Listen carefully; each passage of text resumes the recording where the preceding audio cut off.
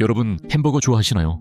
캘리포니아 1940년대 뜨겁게 달궈진 아스팔트 위로 자동차들이 줄지어 달린다. 그리고 한적한 샌버너디노 도로에 자리 잡은 작은 가게. 간판에는 이렇게 적혀 있었다. 맥도날드's 햄버거스. 유리창 너머 주방은 마치 공장처럼 바쁘게 돌아간다. 패티 하나 올라갑니다. 감자튀김 튀김 완료. 밀크쉐이크 나갑니다. 리처드와 모리스 맥도날드. 두 형제는 누구보다 빠르게 움직였다. 햄버거 패티는 미리 구워두고 감자는 정확히 잘라 같은 크기로 튀겼다. 소스의 양도 일정했고 메뉴도 단순했다. 기다림 없는 햄버거. 혁명 같은 변화였다. 세상에, 주문하고 1분도 안 돼서 햄버거가 나오잖아. 사람들은 점점 더 많이 몰려들었다. 차에서 내려 주문하고 몇 분 안에 음식을 받아 다시 도로로 향했다. 이 작은 가게는 곧 미국식 패스트푸드 혁명의 시작점이 된다. 한편 밀크쉐이크 기계 세일즈맨 레이 크로. 그는 전국을 돌아다니며 레스토랑에 밀크쉐이크 기계를 팔고 있었다. 하지만 인생은 순탄치 않았다. 문전박대가 일쑤였고 기계는 좀처럼 팔리지 않았다. 그는 호텔방에서 밤마다 술잔을 기울이며 자신에게 말했다. 이대로는 안 돼. 뭔가 돌파구가 필요해. 그러던 어느 날 본사에 들어온 주문서 하나가 그의 눈을 번쩍 뜨이게 했다. 밀크쉐이크 기계. 한 번에 8대. 그는 곧바로 전화를 걸었다. 여보세요. 맥도날드 가게입니까? 8대가 맞습니까? 전화기 너머 형제의 목소리가 들려왔다. 네, 맞습니다. 손님이 너무 많아 한 대로는 감당이 안 돼서요. 레이 크룩은 충격을 받았다.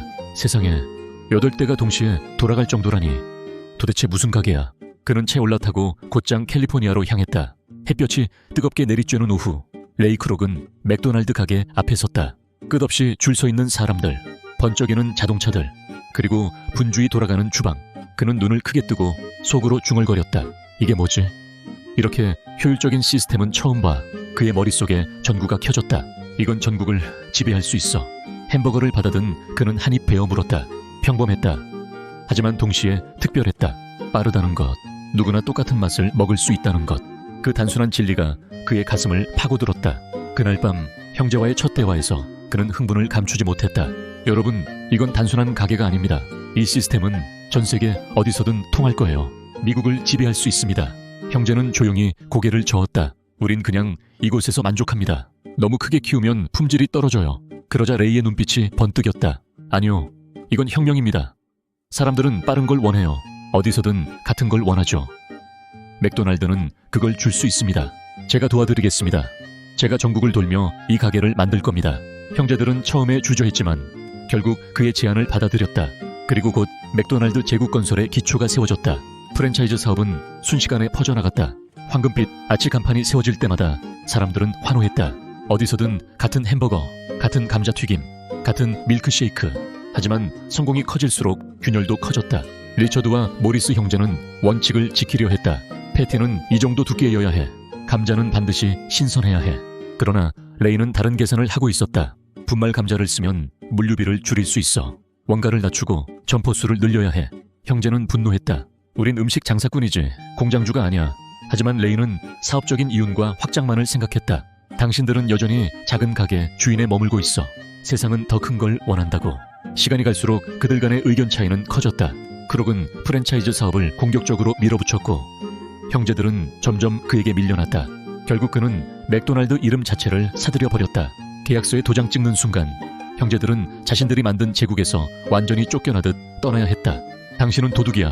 우리가 만든 걸 빼앗고 있어. 레이는 담담히 미소 지었다. 도둑? 아니요. 전 단지 당신들의 꿈을 현실로 만든 겁니다. 맥도날드라는 이름은 이제 제 겁니다. 서류에 도장이 찍히는 순간 형제의 소박한 꿈은 산산조각 났다. 그리고 맥도날드라는 이름은 이제 크록의 것이었다.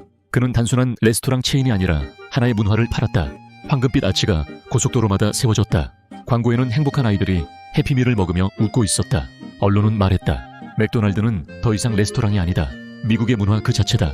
이 브랜드는 곧 미국의 상징이 되었고 전 세계로 퍼져나갔다. 그러나 그림자도 따라왔다. 맥도날드의 황금빛 아치가 온 나라를 뒤덮을 무렵 사람들의 삶도 변하고 있었다. 어디서든 똑같은 맛을 즐길 수 있다는 안도감은 곧 습관이 되었고 중독이 되었다. 밤늦게까지 불이 켜진 드라이브 스루 앞 자동차 안에서 피곤한 아버지가 말했다. 애들아, 저녁은 그냥 맥도날드에서 해결하자. 빨리 나오니까. 아이들은 환호했다. 와, 해피밀이다. 그러나 시간이 흐르며 사람들의 몸에는 변화를 일으켰다. 허리에 살이 붙고 혈압은 오르고 병원 대기실은 점점 붐비기 시작했다. 의사들은 경고했다. 이건 단순한 식습관이 아닙니다. 국민 건강을 위협하는 새로운 전염병이에요. 이름하여 패스트푸드병이죠. 맥도날드는 부인했다. 우린 단지 음식을 팔 뿐입니다. 선택은 소비자의 몫이죠. 하지만 그 황금빛 아치는 이미 아이들의 눈에 꿈처럼 각인돼 있었다. 환경 또한 피할 수 없는 희생양이었다. 전 세계 매장에 감자튀김을 공급하기 위해 끝없이 땅이 개간되었다. 푸른 숲은 잘려나갔고 초원은 단일 품종의 감자밭으로 바뀌었다. 방목지에선 소들이 무리지어 울부짖었다. 더 많은 소고기를 원한다. 본사는 외쳤다. 그 외침은 아마존의 밀림까지 울려 퍼졌다. 벌목기계가 나무를 쓰러뜨리는 굉음 속에서 새들이 날아올랐다. 대지의 주인들은 눈물을 머금고 땅을 내주어야 했다. 햄버거 하나가 팔릴 때마다 보이지 않는 숲 한 구석이 사라졌다. 그리고 사람들은 알지 못한 채 햄버거 포장지를 뜯었다. 하지만 가장 치열한 싸움은 맥도날드 내부에서 터져나왔다. 프랜차이즈 점주들, 자신의 전 재산을 투자해 매장을 연 사람들이었다. 그들은 본사에서 내려오는 지침을 들으며 이를 악물었다. 가격을 낮추세요. 메뉴는 본사가 정한 대로, 원가 절감은 필수입니다. 한 점주는 본사 회의장에서 소리쳤다. 우린 더 이상 이윤이 남지 않습니다. 당신들은 고객에게 싸게 팔라고만 하고 그 비용은 우리가 뒤집어 쓰라고요.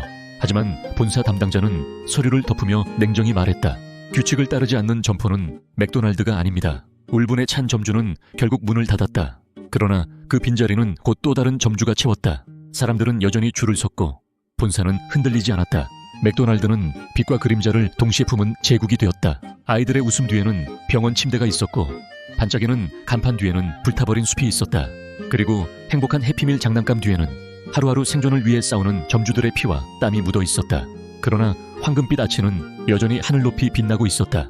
마치 세상의 모든 비판을 집어삼키듯이 맥도날드는 사랑받는 동시에 비판받는 세계에서 가장 논쟁적인 브랜드로 성장했다. 레이 크록은 전 세계 맥도날드 제국의 왕이 되었다.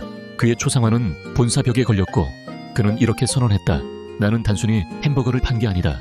나는 미국의 국토 위에 맥도날드를 새겨 넣었다. 맥도날드, 한적한 도로의 작은 가게에서 시작해 이제는 세계 어느 도시를 가도 볼 수 있는 거대한 제국. 이 모든 시작은 단지 작은 햄버거 가게였다.